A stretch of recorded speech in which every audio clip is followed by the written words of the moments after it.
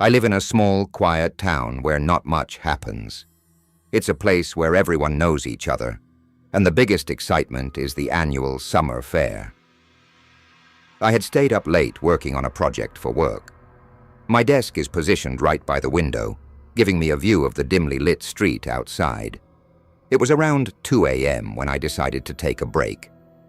I stretched and walked over to the kitchen to grab a drink. When I returned to my desk, I noticed something strange. There was a figure standing across the street, directly opposite my house. The streetlight cast just enough light to outline a tall man standing perfectly still. I tried to shake off the unease that prickled at the back of my neck. It's probably just someone out for a late-night walk, I told myself. But as I sat back down and glanced up again, he was still there, and he was staring right at my window. A chill ran down my spine. I closed my laptop, thinking maybe it was time to call it a night. I pulled the curtains shut, trying to block out the unsettling sight of the man in the window. But curiosity gnawed at me. Who was he?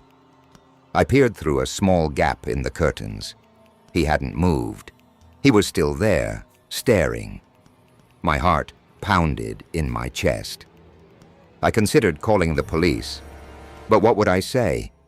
There's a man standing on the street, doing nothing.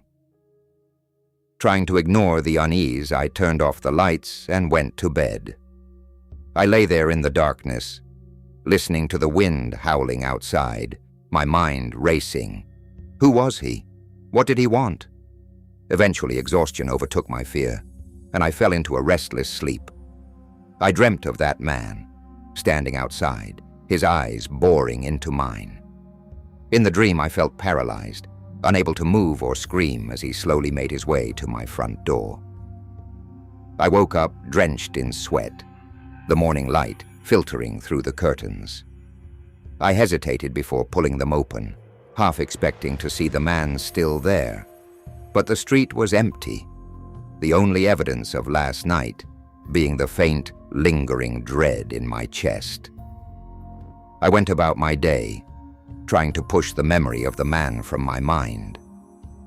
By the time evening rolled around, I had almost convinced myself that it was all a figment of my imagination or a trick of the light. But as night fell and I sat down at my desk again, a sense of dread settled over me. I couldn't help but glance out the window. He was back, the same tall figure, standing in the exact same spot, staring at my window. My hands trembled as I reached for my phone. This time I wasn't going to ignore it. I dialed the police and reported the suspicious figure. The officer on the other end assured me they would send someone to check it out. I watched from the window, my breath fogging up the glass. Within minutes, a patrol car pulled up, and 2 officers got out. But something strange happened. They walked past the man. He just stood there, staring at my window. The officers looked around, confused. They circled the area, shining their flashlights into the shadows. One of them knocked on my door to inform me they found nothing. I was confused and told them the man was right there in the street, but when I pointed, the man was gone. That night, sleep was impossible. Every noise, every shadow made me jump. I kept the curtains tightly shut, afraid of what I might see if I looked outside. Days turned into weeks, and the man didn't return. Slowly I began to relax, though the memory of those nights never left me. One evening, as I was tidying up, I noticed smudges on the window, right where I had been sitting that night. Fingerprints. Large, distinct fingerprints pressed against the glass, as if someone had been standing right outside my window, watching me. The realization hit me like a punch to the gut. The man hadn't been across the street. I don't stay up late anymore. I keep my curtains closed, and I've moved my desk away from the window.